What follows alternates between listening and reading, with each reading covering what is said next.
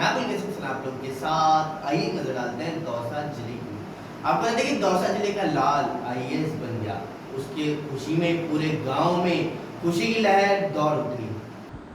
दौसा मजबूत इरादे और कुछ कर गुजरने का जज्बा हो तो कोई भी परिस्थिति आपको रोक नहीं सकती। ऐसा ही एक कारनामा कर दिखाया है दौसा के गुदड़ी के लाल। जी हाँ, आपको बता दें कि छोटे से गांव का नाहर खोर्रा में गरीबी में पला बड़ा कच्चे घरों में रहकर अपनी विधवा माँ व पत्नी को सहारा देकर बना गुदड़ी का लाल आईएएस।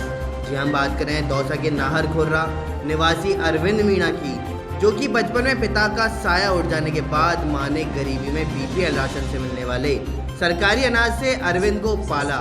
लेकिन बचपन से ही मजबूत इरादे, बुलंद इच्छा शक्ति वाला अरविंद आईएएस बनने के सपने देखता रहा और आखिरकार वह दिन आ गया जब गरीबी मुसीबत अरविंद को रोक नहीं पाई और यूपीएससी की परीक्षा में अरविंद ने 676वीं रैंक से आईएएस पास किया।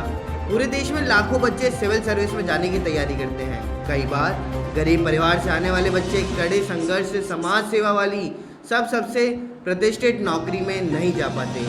जिम्मेदारियों के बोझ तले बच्चे समय निकालकर पढ़ाई करते हैं।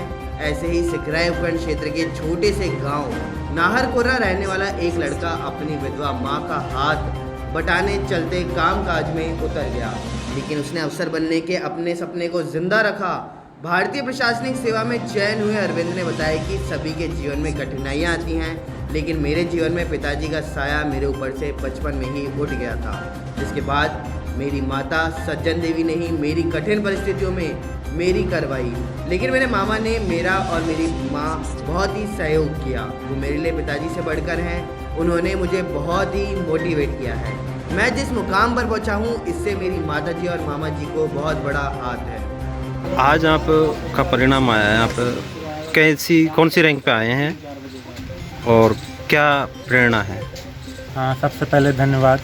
और जितने भी सेलेक्ट हुए हैं बच्चे, उन सभी को मेरी तरफ से शुभकामनाएं, उनके घर वालों को शुभकामनाएं। और मेरी रैंक 676 है और ये एक बहुत प्रतिष्ठित परीक्षा है, तो इसमें सेलेक्ट होना भी एक गौरव की बात होती है, खुद के लिए भी और माँ बाप के लिए भी, क्योंकि ये अपन को मौका देती है कि आप देश के अच्छे स्थानों पर जाएं, पॉलिसी मेकिंग में जाएं और वहाँ कुछ अच्छा सुधार कर सकें, और वो सुधार आपके देश को बहुत बदल सकता है। आपके जीवन में क्या क्या कठिनाइयों का सामना करना पड़ा?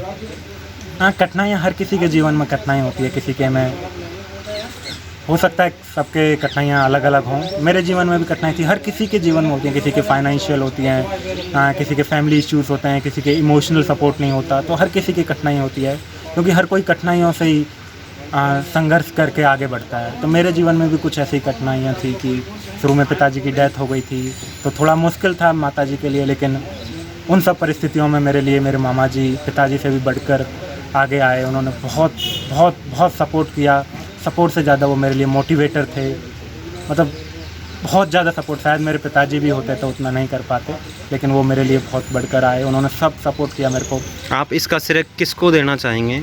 आप आज जो मुकाम प्राप्त किया है उसका?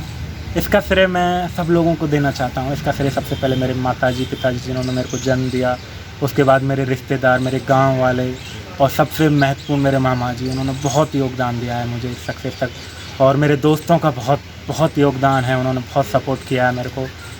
मैं अब युवाओं के लिए क्या प्रेरणा देंगे आप?